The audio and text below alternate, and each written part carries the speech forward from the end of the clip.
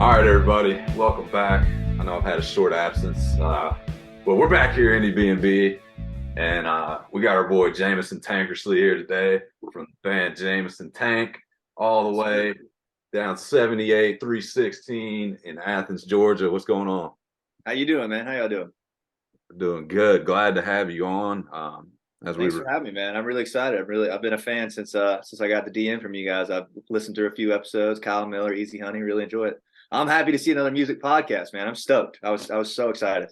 that's right. For those of y'all listening, Jameson has his own podcast. What is it, Jameson on the Rocks? Is that right? Yes, sir. That's correct.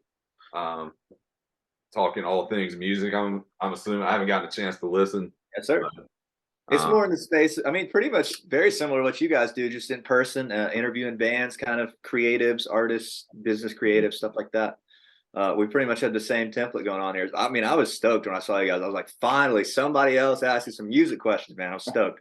that's right. So, and then I listened to the Kyle Miller episode. I was like, these guys are smart too. It's cool. Or I think that might have been a solo episode, but Kyle's just a good interview in general. So I was like, yeah, this is Yeah, cool. hell yeah.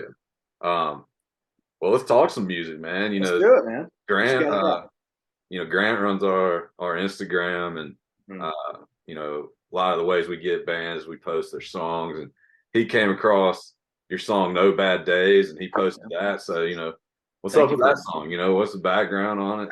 How did y'all record it? How'd y'all come up with it? Start. That one we came up with. I think that one came out somewhere around 6 months ago. It's really become a staple of our live show, which I know everybody says, but like it really has. Like it's turned into the closer of the set, if that makes sense. Hmm. Really like a strong like build song. And we were in the studio in Athens just working on music, and we had this one that had been nudging around, very very like almost like U2 kind of thing going on, but like not like college U2 kind of thing maybe, or already in this, you know what I mean? Yeah. And I just knew we had a strong concept, and that it was very singable. Really, all you need to know to sing it is the three words, no bad days. And we've been able to, when it really started hitting live, we really thought we had something. Because like something that's real simple like that, to where like we break down for a second, and I can just explain like all you guys say is no bad days. You know what I mean? And by the end of it, everybody in there could be screaming it. That's really an exciting song to me, and I love playing it. So I was glad you guys picked up on that one. Yeah. Yeah, help me drive into the driving. I think was it a drive in or a drive from? It could either way. The Either commute way. to work is Mm. it's a mindset shift. So getting something going and like, all right, Yeah. listen, we're listening to No Bad Days because there's no fucking bad days. Damn it, That's like right, man. we're we're That's the we're we're sentiment. alive, we're alive and breathing, That's and the we're gonna sentiment get right some there, stuff man. Yeah, going that's on. that's it, dude. I'm glad y'all keyed in on that. And really, I think it. I know a lot of people say it. I interview a lot of bands too, as you guys know. So they all kind of say some similar things sometimes. But it's one of those ones to me that you really, if you hear it live, it would really make even more sense Hmm. almost. Because it's the song on the recording is only about, I think it's 3 minutes and 5 seconds. When we play it live, it's more like 5 minutes. So we really, really stretch it and make it a big thing at the end that people really dig. Yeah. Yeah. Is that, with Grant always likes to talk about the live set, but with that song specifically, um, do you kind of do you play any songs before it to kind of try to maybe almost like meld them to I love when bands sort of play songs that are in similar play songs like back to back that are in similar keys where you can almost like Oh, go from like one song to the yeah. other. Is that something maybe y'all try to do on that one? We try to do not on that one in particular because honestly it's kind of like a step out for us. Like it's a little more in the slow, like not just rocking out kind of Mhm. category. So we kind of say it for them because it's a nice change. But I do love to do what you're describing, especially like two songs that just flow well into each other. If we can do it with no stopping in between it, like no awkward pause, like, hey, we're Jameson Tank. This next one's called, you know what I mean? Like if we can hammer two just like straight out, we love to do that. So yeah, no, not actually that one in particular, I would say is not one like that because it's so different, if that makes sense. Yeah. But I really do love playing it. It's a lot of fun to hear people sing "No Bad Days" to you. That's a good night. Good night. Yeah, there's nothing better than someone singing your song back to you. Yeah. And around the point of us writing that one, it was kind of when I was trying as a songwriter. I'm like the main like lyric writer of the band or whatever. That was when I was kind of like, hey, let's try to write some shit that people could sing their first time hearing it, if that makes sense. Like before that, I felt like maybe I was writing a little too complex or too like too many words almost. Mm-hmm. You know what I mean? Like if the words are changing every chorus, like it's like, oh, you can't really sing that the first time. I was like, hey, what if the chorus is just fucking no bad days? You know what I mean? Something a little poppier, but yeah, and I'm going for pop, man. So I don't mind that one bit. Yeah, people forget that pop just means popular. I mean, pop just means good music, man. It just means good music. Like it tends to get a negative connotation for some reason, but I don't know. I think any song that's hitting, usually pop. Yeah. Now, then again, I wouldn't call us a pop band or anything, but no, but you know what I mean. Yeah, exactly. I do. Yeah. And what's some of your favorite venues played? Whether around Athens or anywhere else. I would say for sure number one is Georgia Theater. I don't know if you guys ever been? Yeah, I have not. I'm from up in Northeast Georgia. I was born in Athens, so oh, cool, man. That's great. Yeah. Well, Georgia Theater is the spot, and it's a wonderful venue and with a lot of history. And to just be able to play there felt like a large uphill battle for the first 2 years of the band. It was like, how the hell can we get into Georgia Theater, And now we're coming up on our third time in 8 months, which is honestly probably too much, but we just love playing there, I would say Georgia Theater. I really love playing not a venue, but there's this place in Clemson called Loose Change that we used to love to play. Oh man. Did you go to Clemson? When you said Tigers earlier, did you mean Auburn or did you mean Clemson? No, Clemson, no. So you've been to Loose Change. Yeah, I've been to Loose Change. I only was there for a year though. I had a cup of coffee there because I played football at Mercer before that with Tash, and then I played football at Clemson for just the 1 year. But people love Loose Change, man. Loose Change is rowdy. It's a rowdy time. We were probably playing there once every 3 weeks at one point in our early touring days, which is not really a smart thing to do, but we just loved playing, man. And it was a really rowdy, dive bar vibe. Really liked that. I'm trying to think of venues. We do a lot of kind of dive bar and fraternity stuff. So we're working our way into some of the nicer venues. So I'll be able to answer that question better after this next tour, I believe, because right now we've got 10 shows booked and they're all venues. But yeah, Are you headlining Georgia Theater, or is it somebody? Yes. Oh, nice. That's sick. The way we pulled that off too. Yeah, very sick. We got lucky, honestly. We did a show in April of this past year. No, April this year. Excuse me. Damn, time's flying, man. Yeah. And we did it. We booked the rooftop. I'm sure you've been. There's a rooftop as well, where it's like a 200 cap up there. And we just pushed the hell out of it, and we sold the rooftop out. So they were like, hey, do you guys want to get moved downstairs? We can sell more tickets, which is kind of like a hack to get in there for anybody trying to. It's proved you could sell tickets, And that worked out really nice because it had the whole storyline. It was like, oh, shit, we got to get tickets. They sold out the rooftop, And ever since then, they've just been downstairs. We know you guys can do the tickets. So it's been great. Hell yeah. That's number one. Have you snuck Have you snuck into the 40 watt yet? Yes, sir. We've headlined the 40 watt once. Love the 40 watt. 40 watt would honestly probably be my number 2 answer because the history as well. Just great spot. But probably won't be doing 40 watt again for a while, I hope, just because Georgia Theater is going so well, and they're really not sized that differently. It's harder to get people out to 40 watt than it is to Georgia Theater, kind of.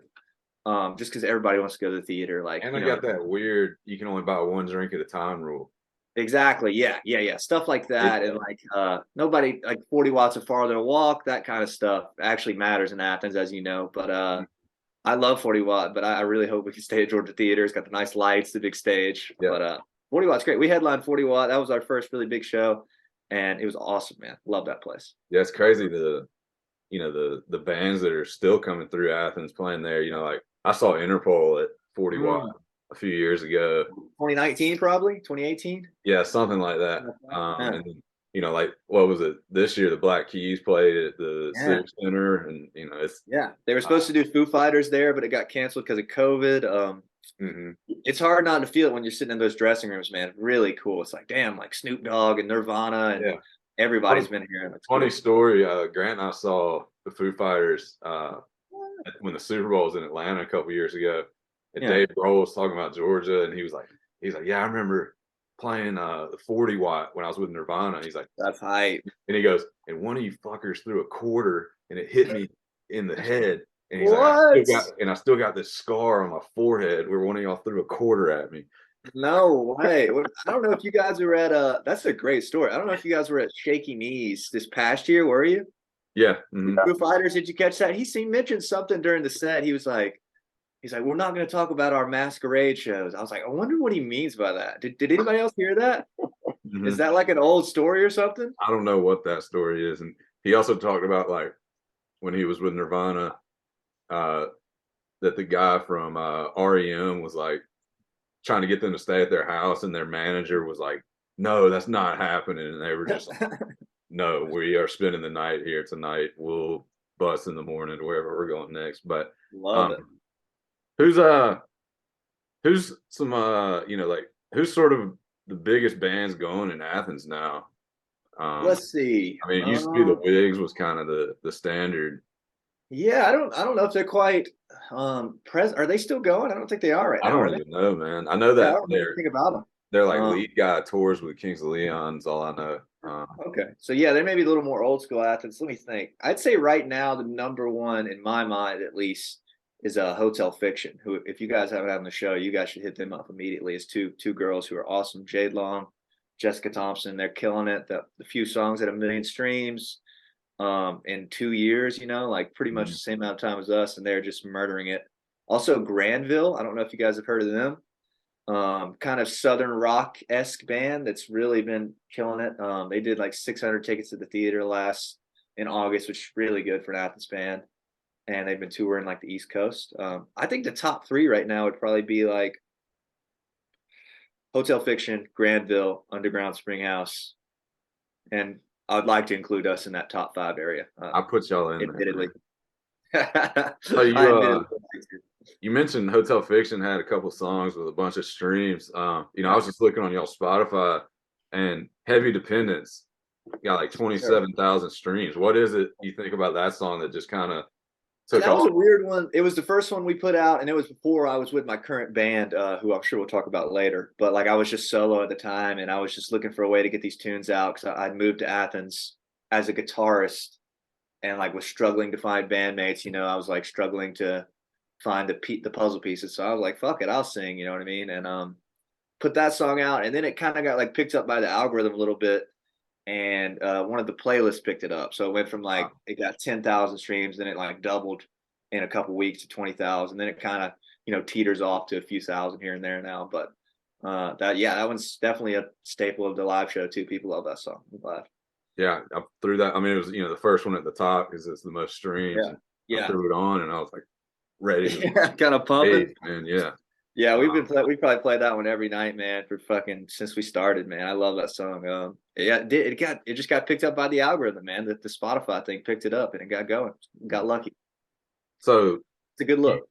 So the whole Jameson Tank was originally just sort of maybe not on purpose, but it was your solo project, and then it yes, sir. That's correct. It's kind of it kind of evolved is a good way to put it. Because like it was really just me being like, all right, I'm not waiting for a band anymore, if that makes sense. Because like I would write these songs or whatever, and I would like sing them just as like a scratch vocal, and then I'd bring them into whatever singer, and it just didn't feel right. It felt like the song was out of my hands, that kind of stuff. And like I'm a very I lead the group now, like I'm doing all the booking at the moment and all the managerial stuff, all the social media stuff before we got banned. All that stuff was me. And like they know that all my bandmates are really great. I'm sure we'll talk about them. They understand that I'm kind of like I live and breathe this shit. Like this is me full time. And that was me just like putting songs out, like, all right, I'm gonna put songs out, and then the band will want to, come to me. Like they'll see what we can do. It's kind of like evidence, And I'm pretty sure that song getting so many streams had a big factor in me eventually finding the right guys. You know what I mean? Mm-hmm. Yeah, it was solo and then it evolved. But now I'd say people very much think of Jameson Tank as a band. I hope at least. I know it's confusing with the name, but it's kind of like Bon Jovi, Tom Petty, Van Halen, that kind of thing. You know what I mean? Like it's a good name. It has a nice ring to it. Well, I didn't know what your name was before you got on here. So see, it worked. I was going to ask you where the band name came from, but I kind of pieced it together. Yeah. Well, my full name is Jameson Tankersley. Yeah. Tankersley, and I think Tank. We just slice it off, and it's got a nice, great name. But I just was, I would have obviously asked you about the background of it, but makes a little sense. It makes a little bit, yeah. We still get some confused folks at shows who are like, "So you're solo?" And I'm like, "Not really," but like I'm also I was at one point. Yeah. Yeah, it's very much a band thing now. How did you find, your bandmates? You put an ad out in the paper, or Yes, sir. You nailed it, man. yeah, I did a flagpole? bunch of ads, like posters and stuff, and I ended up getting lucky on Craigslist, put them on Craigslist, and like looking for bandmates interested in rock music, preferably ages 18 to 24-ish, because you'll get a lot on Craigslist, you get a lot of 45-year-old rockers. Nothing wrong with that, but wasn't what I was looking for. Yeah. So you never know on Craigslist, man. I had some bad interviews on there and stuff. Like people showed up and being a lot older or a lot younger than expected. So I eventually narrowed it down, and my guitarist Bryce reached out first, and he came over and played one night, and boom. I mean, just obviously the guy, we probably talked on the phone every day since then, or some sort of communication. And then Connor, the drummer, hit me up, and we knew each other through UGA. We'd had a class together, so it was nice to see a familiar face. And then Javier, the bassist, hit me up, and we literally played a show 2 weeks after that, like after we got together. Mm-hmm. And we've been playing almost as many weeks as we can since then. It's been great. Those guys are very, very crucial to any success I've had, if any. That they're very, very vital. Great guys. Yeah, I've been in bands before, and it's so much more fun, when it's not just you in a room coming up with exactly. it, Yeah, like being a solo artist doesn't sound that fun, honestly. You know what I mean? Like you don't get it's when you go up there with the band, it's like me and the homies versus the world. You know what I mean? Yeah. But just you, it's like a little. Like it's taxing. You're like, you don't want to have to come up with every part. I don't. Yeah, like I can very much lay back. There's songs that my bass player, he sings the whole song, and I'm the lead singer in the band, but he's just as good, if not a better singer than me. He takes lead on some songs, which I think is just a great. Makes things different. We can sing different kind of songs. He's got a lower voice than me. He's into different music, so I play guitar, but I can lay back and let my guy take the lead, for a whole song. I cannot play guitar. Stuff like that makes it great. Yeah. It's great. Like, you can find, with, maybe y'all are just messing around and your drummer is just playing something, and then, the bass player just kind of kicks in, and you're like, oh, here's a different start, instead of just picking up the guitar and trying to start from there every time. Exactly, man. And you said you've been in bands before, right? Yeah. Well, you know how tough it is then, man. Really, I'd say the biggest X factor that I've had in my career as a whole is finding the bandmates, because like if you've got one guy in the band that's not all the way in, you don't have a band. You know what I mean? Like you've got a local band that can play a show every once a month, but I was like, you guys, like if you guys want to do this, I want to play 3-4 times a week if we can, be on the road, like putting music out every year, albums, that kind of stuff. And they all absolutely live up to the hype, man. So it's been great. It's been great. Hell yeah. Cannot complain one bit. We're about to go on another tour. It's going to be great. Just wrapped up on it felt wildly successful to me, at least. We're kind of like transitioning out of the like cover bandy state, like, we're at the start of a band where they don't have enough tunes to really rock the original shows quite yet. We're kind of like just teetering out of that to where we have enough to really bring it home. It's been great, man. Mm-hmm. Yeah. You mentioned that in one of your interviews with the Asymptomatics, like they were kind of beginning to start to think about, all right, like what originals do you guys have? And then like you guys are starting to layer that in. That was an earlier one of your podcasts, but like as you kind of transitioned out of that, like I know you still have Play Blinding Lights, like what were some of the like challenges getting out of that and kind of making that transition into more originals, more of less local and kind of thinking bigger? Yeah, I'd say we're kind of still facing a lot of those challenges. These are pretty present stuff we talk about a lot. It's like obviously there's a lot more money in the cover band space, and when you're full-time in music like I am, you need the stable income to like just to keep it together.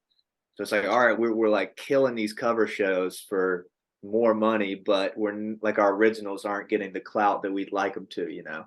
And if we continue to do this, we might end up this forever. You know what I mean?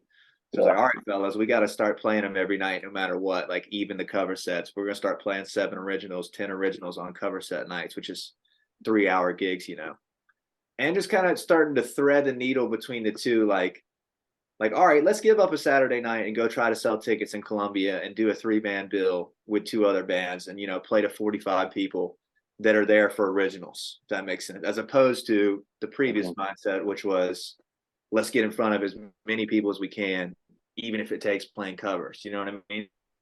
Yeah. And it's been going well, though. what like I guess kind of taking a step back, like what covers do you feel like you are there covers that like kind of lay into y'all's originals better than others, or like do you think? I think Uh, so. I think there's a certain energy. Well, it's not even that. It's just when you're playing all covers, it sends a certain message out to people that want to come see you. Like some people will only be fans of the cover show, if that makes sense. Like if you're in a bar in yeah, Tuscaloosa just trying to have a drink, you might not be ready for our 6 minute rendition of No Bad Days. You know what I mean? But we've been giving it to them anyways. People have been digging it.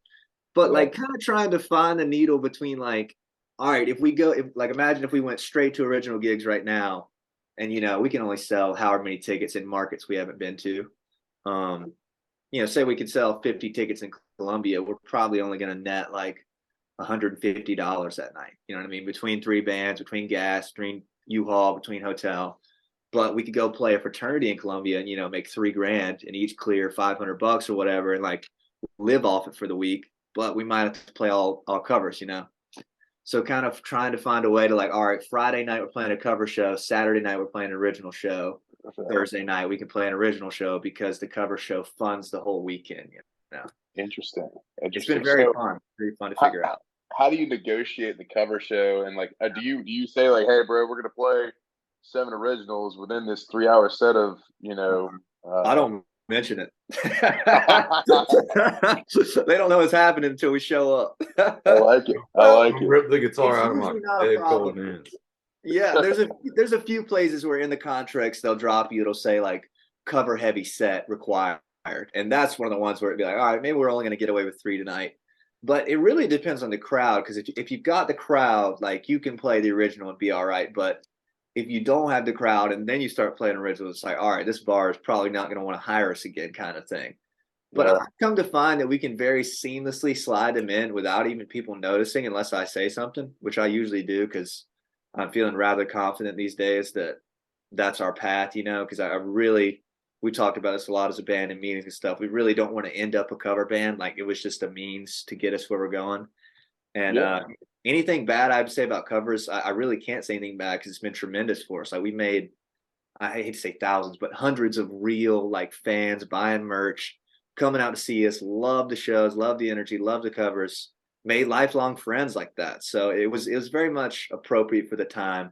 We're just trying to kind of niche out of it now, if that makes sense. Yeah, and you never know who's in that show. Kyle Yeah, Miller could be at that show, yeah, or yeah, the version of Kyle Miller and exactly. Auburn or whatever. Yeah, And that guy's like, these guys are really good. yeah. They can play some Like originals in my show. yeah, like I'm 100% sure that we would never play Georgia Theater if we didn't do cover shows.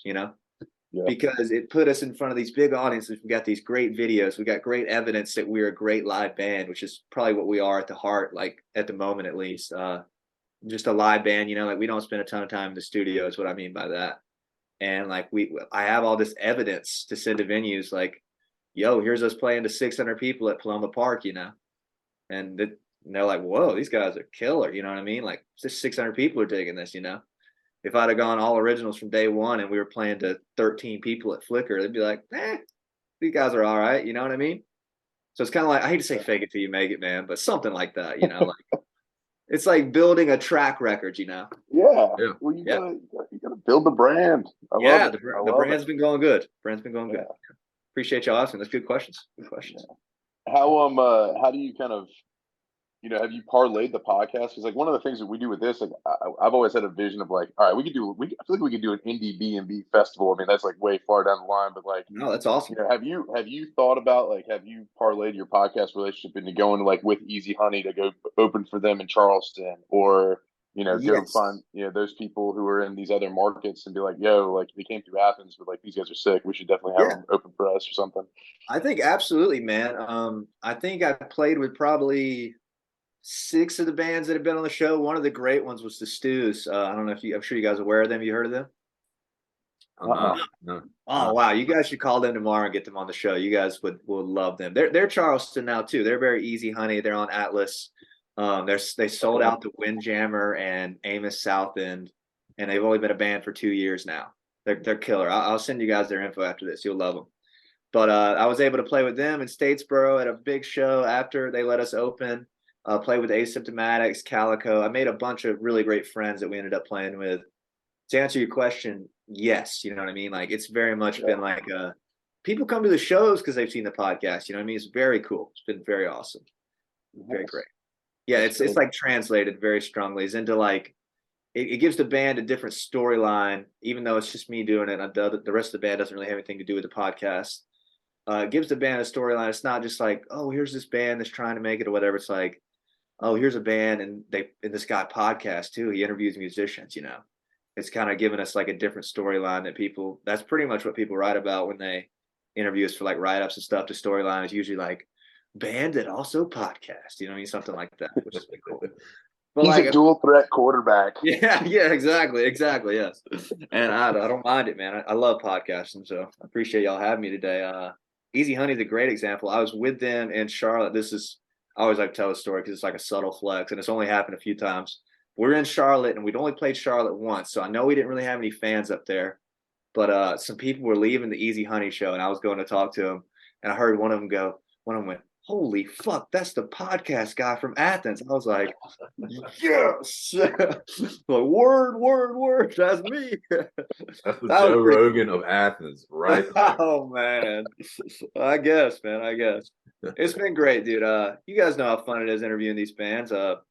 It really flows. And once you get going, you guys are on what episode, 55? This will be 50. This will be number 51 right here. Yeah, it's like that's a lot, by the way. Congratulations. It's like you're collecting them after a while. It's just like the more it is, it's like, oh, we got to hit that one. It's like collecting infinity stones or something. You just want them all, you know. You want to get them all. Yeah. And their networks become your networks, you know. Fans can come see me and they'll walk with me on stage, be like, yo, you're the guy, the podcast with E.T. Honey or something like that, you know. And it's like turns it into this big universe thing. Like, I think it's pretty safe to say that Joe Rogan's podcast sells more tickets to his comedy than his comedy does. Do you get what I mean? Yeah. That's the theory on it, at least. Well, who's your dream podcast guest? I guess, you know, who's the one that you're pining after? We all, both of us have one, but you know, like who are you pining after right now? I think realistically, when you say dream, realistically. Yeah. Realistically, like somebody who you like, you know, we'd love to have the Rolling Stones on, but yeah, I was about to say REM, so I'm glad you said realistically. That might be realistic though, man. I kind of do, man. I've got some. I interviewed David Barbie, who's got some connects with them, and I was like, man, I really want to ask, but I don't want to be that guy. Like, I feel like we could get Mike Mills and one of the REM guys on. But realistically, that's a great question, man. I would love to have. Oh wow, that's a good one. Got me stumped a little bit. Actually, you guys tell me yours while I think about it. I'm curious. All right. Well, mine's pretty middle of the road. But have you ever heard of Class Actress? No. Okay, so Class Actress is like this synth pop artist who like was the first one to like open some of our like DMs, and has responded to me. But every time I ask about the podcast, he just doesn't respond. So it leaves me unread. So it just breaks my heart a little bit. But you know, it happens. One day. We actually got one of mine. The Pack AD came on. Oh, really? That's cool. Cool. But right now, I'd probably say Caroline Rose is up there. That'd be awesome. Yeah, that'd be sick. I'm trying to think. I feel like I could think of something good. You guys ever heard of Catfish and the Bottlemen? Yeah. They just broke up, but I would love to have them on. This is another huge one that probably never happened. But I feel like nobody knows how to interview the Arctic Monkeys. I don't know if you guys have watched any Arctic Monkeys interviews. He's kind of like an awkward guy, the singer. So like I watch some of them and they're pretty cringe, but I'm like, I would love to ask that guy some questions. But I can't think of anybody small locally. Maybe like I would love to have Hotel Fiction again because when I had them on, they were just kids. And I already said this, but you guys should look them up tomorrow because they're wonderful. Yeah. And they like when they came on the podcast, they only played a few shows. And then now they're opening for Susto and like a bunch of big bands. Like they're on the road with Flip Turn. Like they're selling shit out all over the place. So I would love to have like a second one with them, if that makes sense. We'll send you these guys' info. Is the wildest one we've ever had. Really? Travolta. Oh my God. You have with 2 L's. You have to get this band on. I've never heard of them. I'll have to try it. They have this one song called Topo Chico. Topo Chico. Topo Chico, nice. Great song. But they came dressed with like Daft Punk mask on, and they would be great with you on a podcast. I'm telling you. That's the thing. You guys actually pull off the Zoom interview really well. I've only done one Zoom interview, and it was because it was Love Tractor. You guys heard of Love Tractor? Like a bigger old school Athens band that like had platinum records and stuff. That was the only reason I did it Zoom, was because he was like, "Yeah, I'm not coming to your house, but I'll do it with you over Zoom." I was like, "Word, that's fair enough, fair enough." But I've always thought that the Zoom is kind of tough. Like sometimes you don't have a good interview, or like it's like awkward a little bit, or a little slow response time stuff. But you guys are good at it, so congratulations. I was impressed when I started listening to Kyle's and everything. I was like, wow, these flow very seamlessly, very seamlessly. Yeah, I've done all of mine in person, which is nice. We've yet to do one in person. Really? You guys would enjoy it. You should try it sometime. We started this in the middle of COVID, and so we got some bands from like California and Seattle and stuff, and that's how we started, and went from there. But granted, I'll get you guys a list. Oh, go ahead. You guys should try some Athens bands. I think you guys are really there's 30, 40 Athens bands that would be great for this show. Like the Athens is deep. The roster is nice. You guys would enjoy it, I think. Love that. You know, we got real deep in Charleston because of so like a guy, a childhood friend of mine growing up. He's in the band Two Slices. Have you ever heard of them? I don't think so. All right, so it's him and a DJ, and now I think they have a couple other people in it. But like, he was in a band before that called Octopus Jones, and so like, but like I've followed him. You know, every time he came to Atlanta, I would go see him, and he opened for a band called Crab Claw, who I then was like, all right, I'm getting Crab Claw on this. He's like, Walker is a wild man. You need to get him on for sure. Dude, Crab Claw is an awesome interview. Guy's crazy. He's really acting a lot right now, actually. But and he's the number one. Yeah, but we got. He's the number one. What is it? Yu-Gi-Oh or something like player. No, it's Magic. It's Magic. He's sick at Magic. Interesting. But yeah, we got deep in Charleston because of that connection, and then we just kind of really went in, and like it was them Babe Club and Local Nomad, Easy Honey, like Zimmerman, right? Wolfgang Zimmerman, Zimmerman's great. Yeah, and then our boy from Brave Baby, what's his name? He's the lead singer of Brave Baby. I don't know why he's escaping me right now. We got him on. Yeah, so we just went all in on like one area, and then I found like, I was like, you know what? Keon Masters. And yeah, we're just like, all right, we got this area. Now let's try to, you know, obviously we got to get better at home, you know, our home turf here. We had to go Puppy on, who's she's freaking blowing up. Yeah, I hear that crazy. Dude, she's unreal.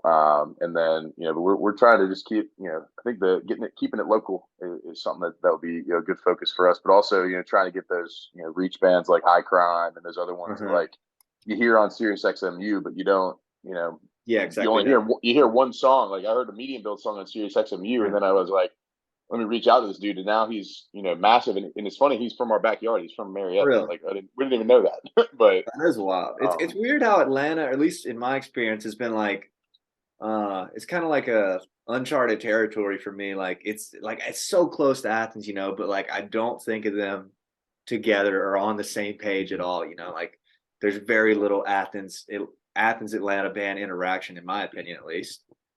Which is interesting, man. We've kind of like not played. Do you both of you live in Atlanta? Yeah. Okay. Yeah. We kind of like, I hate to say have ignored Atlanta, but like have struggled to find our place there, if you get what I mean. Because we've done like, we did Big Sky Buckhead, we did Churchill's, like the more fraternity kind of bar scene. And we've done Smith's Old Bar downstairs. This is our first time upstairs. We're kind of trying to find our way in. It's just like a bigger fish, you know. It's been tough to like figure out where to play. We almost had Masquerade. We were gonna do Masquerade. You guys ever go here a lot? Yeah. Oh yeah. I'm kind of bummed about this one. We just lost this one. We were gonna do Masquerade in early February, and they found out that we were doing Georgia Theater, and I didn't think that'd be a conflict of interest because I don't think of Athens and Atlanta as the same place, or I don't have anybody in Athens that's going to drive to see me in Atlanta, if that makes sense, and vice versa. But they were like, if you're promoting another big show in a 100-mile radius, we probably should. And I was like, oh, damn, really wanted to play Masquerade. It's two separate companies. It's it's 0 Mile is Georgia Theater. That's probably why. And then it's a separate company that does Masquerade. I think they do their own or something. I think they're under Live Nation. Are they Live probably Nation? What it was probably more of that. And I don't want to talk too much, not trash, but like it was like when she found out Georgia Theater, they were like, we can either announce this Masquerade show right now and you guys not do Georgia Theater, or you can do Georgia Theater. And I was like, Georgia Theater? I was like, not even close for me. Like, all due respect, Georgia Theater's like, there's only been 3 or 4 Athens bands that have broke in there in the past 5 years, you know, like that's our home, you know. So nothing against Atlanta's tough, man. There's just, you know, there's sort of the smaller venues that get filled up by the cover bands really quickly. And then sort of the other smaller venues that are the next step up, like, you know, the Masquerade and Terminal West and Aisle 5. They get a lot of bands that are, you know, signed to bigger labels, and they're getting filled in really quickly. So I think Atlanta's just super tough to break into if you're not like from Atlanta. I think so too, man. I'd say it's been one of the weirder markets me as the booking agent of the band has struggled to get into, because, like, I mean, I could put a Smith show together any day downstairs, you know, that's no problem. But like Masquerade, I've been emailing them for, you know, a year and a half. Aisle 5, I could probably make that happen, but I hear like there's not much difference between Aisle 5 and Smith's, right, in terms of 300 to 400 cap shows, right? Like, it's not going to be like, oh, we sold 100 more tickets at Aisle 5, you know. It's like kind of the same. But even the Masquerade is tough. Like, I've seen like Soccer Mommy at the Masquerade, who's, you know, signed to a bigger label and has a, you know, pretty huge following and stuff like that. So you're competing with, you know, those types of bands too, you know, when you're starting out. So gotcha. It's interesting. Room too. Say what now? You said it depends what room too at the Masquerade, because like if you're, you know, you got Heaven, Hell, and then, you know, Purgatory. And like, you know, I've been to shows at Purgatory, but like we saw Middle Kids at Purgatory like, you know, 3 or 4 years ago. They were from Australia, and they played Purgatory, you know, so it's obviously the bigger. That was at Aisle 5. No, we saw them at Purgatory the year before that, or 2 years before that. Oh, that's right. That's right, dude. It was a while. It was a hot minute ago, but yeah, it's kind of. What's the cap on Purgatory? 300? Something like that. Honestly, like probably about that. I mean, like I think it's a little bit bigger than, maybe just a little bit bigger than Aisle 5, but not by much. I mean, Purgatory's the one right across from Hell. It's right across from Heaven. Or right across from Hell. Yeah, that's probably 300. I don't even think it's 300. It's pretty tight in that one. That's why I was really surprised that it was a conflict of interest with the Georgia Theater. I was like, Georgia Theater's a 900-seater like premier venue in town, and we're talking about not the big room in Masquerade, but the smallest one. That just didn't add up to me. But we'll get them next time, man. And we got this great Smith Old Bar show. I'm kind of stoked. I've never done upstairs at Smith. That's a pretty nice spot. Dude, have you been there since they redid it? No, I heard the new lights, a new stage, right, or something. Dude, it is so awesome. Like you know, the Easy Honey show was great. So I saw 49 Winchester there, who's like, I'll never see that guy in a venue like that ever again. But like it was, you know, they redid it all during COVID. Bo, Juliet, and all those guys. I mean, they did an awesome job redoing that area. Bo Keller? I mean, what was it? What's Bo's last name? Do you know? Bo Nolan. He's the owner of Smith's, and then Eric's the GM, and then Juliet's she does a lot of the music. Juliet, she's great. Yeah. So you know what you are going to conquer, Jameson? What's that? You're about to conquer Pete Peterson's party pack of questions. Let's do it, man. Let's do it. Smooth transition there. I can feel it. Pete Peterson's party pack of questions. There's 20 questions right in a row. This or that. Here we go. Cake or pie? Cake or pie? Cake. Easy. Sunrise or sunset? Sunset. You rather have a night in or a night out? Night out. Would you rather hit a home run or score a touchdown? Touchdown, baby. Okay. You attendees or a wings guy? And the vegan version of both of your vegan? I'm going wings for sure. Wings for sure. Easy choice. All right. Ranch or blue cheese with those wings? I'm going ranch. Might catch some flack for that. I know blue cheese is the upper tier answer for most connoisseurs, but I'm gonna say ranch. Okay. All right. Would you rather be a ninja or a pirate? Great question. I'm gonna say pirate. Get to sail on the boat a lot. Ninjas don't get any good press either. You got a good pirate name anyway. I'm Jameson Tankersley. Let's go. Yeah, that would work. We can make that happen. Yeah. Toast or bagels? I'm gonna say toast just because I make toast. I feel like bagels a little harder to make. Okay. All right. Do you believe in aliens? Yes. Bigfoot? No. Love at first sight? No. When you walk into a party, are you more likely to do the robot or the worm if your jam comes on? The robot. Robot? Yeah, the floor is usually nasty. All right. Guac or queso? What are you getting for your app? Ooh, I'm going to say queso because guac usually costs. Well, are you talking about white queso? Like cheese dip? Yeah, regular queso. I'd say queso. We're going to come back to that. I don't know whether cuts of queso there are, so we're going to talk about that in a minute. Cheddar or cheese? Swiss. Waffles or pancakes? You're killing me. That's a good one. Waffles, because it holds the syrup better. I know the answer to this next one, but coffee or tea? Tea. You're drinking tea right now. We know. Come on. It helps me think. Dogs or cats? Ooh, I'm gonna shake it up. I'm gonna go cats. Got 10 cats at home. I love cats. 10 underrated. Cats? Oh my god! I live on a farm, so they're outside cats. So like barn cats, but cats underrated. All right, this is a weird one. Chili or tacos? Two things not even in the same category. I don't know why I asked that, but I'm gonna say tacos. Chili feels like a side to me. Maybe that's just me. I like that. A side dish. You know what I mean? I like that. All right. This might be a little bit local, but Moe's or Willie's? Which one do you like better? I'll throw in Barbaritos if you want me to. I know they have those in Athens too. I don't eat either much. When we're on the road, we eat Barbaritos a lot because my bass player likes it. So I'd have to say Barbaritos. Barbaritos. All right. And you kind of answered this already, but I think, give us some bands that we might not know that we need to check out other than Hotel Fiction, Jade and Jessica, Granville, and Underground Springhouse. Yeah, throw us two more. Give me a couple more. Come on. I would say for sure you should look up, as soon as you get off this call, look up the Stews.